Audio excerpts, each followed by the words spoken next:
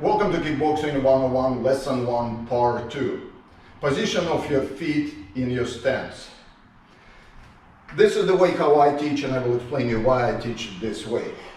When I'm standing in a stance, if you imagine this cross going right under me, I'm going to put my feet into diagonal squares.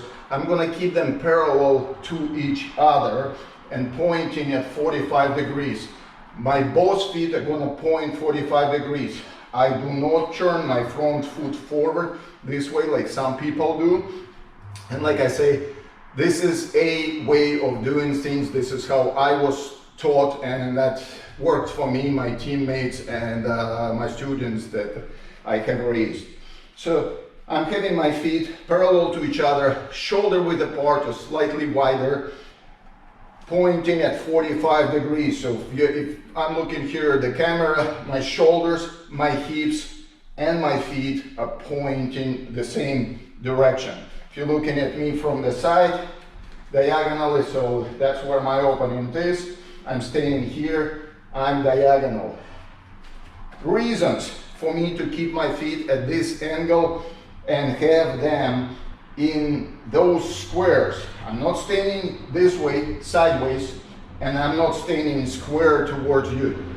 The reason why I'm not standing sideways is because, as I mentioned in the first part, I'm not gonna have any stability side to side. So when you fight like this and you're very narrow, the problem with this stance is there is actually many problems. Number one, you don't have any stability side to side, and we fight pretty much 360. The guy can turn around here, and run around me. So if I need the stability on one side, let's say hypothetically you throw your jab and I slip the punch. Now even if I slip the punch, I don't have any power from here because I don't have any pressure from the floor from this position. If I have my feet correctly and I slip your punch, now I got all the power set from my leg. I can drive and I can come back again. When I defend myself, it is not useful because again, even if I'm able to move, I cannot throw any counters because it is uncomfortable. Second, if I'm going to attack you, number one, if I'm standing too much sideways, it locks my hip backwards. So if I punch you with my cross, which is right hand, I'm pretty much locked back. So my hip is back, I'm not gonna have that much of reach. So if you look at me, if I'm standing narrow, this is my reach. But if I put my feet correctly, I'm not gonna change anything here. I'm just gonna put my feet correctly. Look how much reach I gain. So that makes a huge difference. So that's one thing. Another thing is, if I were to throw hooks, same idea. If I have right hand, I lose my right hand ability. That's not that useful here. I cannot really turn my hips in. If I use my left hand side and I throw a hook, again, I don't have any support over there. When I throw hard, I'm gonna lose my balance. If I throw really hard and he's big guy, has nice guard, he's gonna push me back and there's not gonna be any support. When I'm standing correctly and I throw left hook, I have support, so I shift from side to side and I can stand here and continue my combination, working further into my combination. Or defense, doesn't really matter. Same thing, if I hit him, he's taking all the power because I'm taking my entire body mass and I'm throwing it through his body. I have good pressure into the floor when I stand in this manner.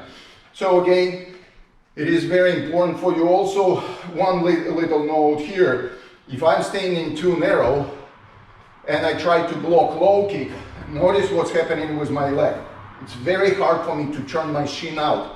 So if that happens, I get kicked on the side of my knee, I get torn ligaments in my knee.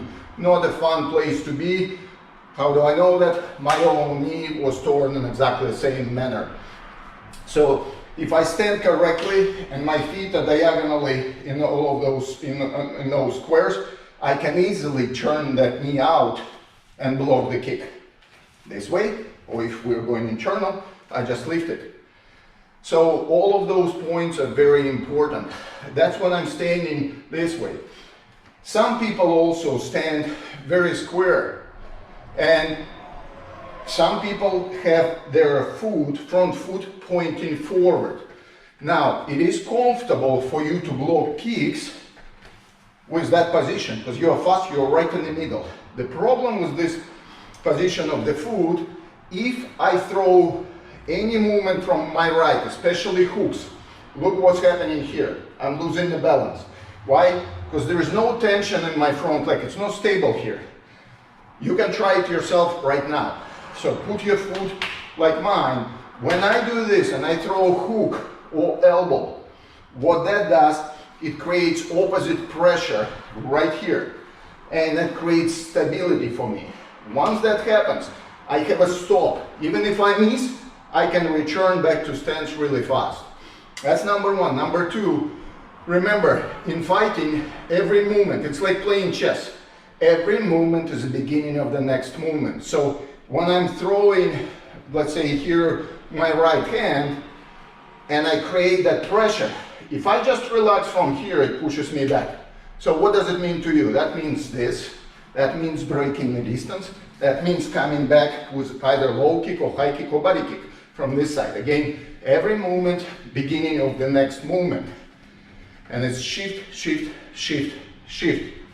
So with that, going back again to the position of your feet, I teach everybody to keep feet parallel, shoulder width apart, and in relationship to this cross here, where this line represents center line between my body and body of my opponent, I'm keeping those feet at 45 degrees angle, so as my body. And that's position of your feet for kickboxing.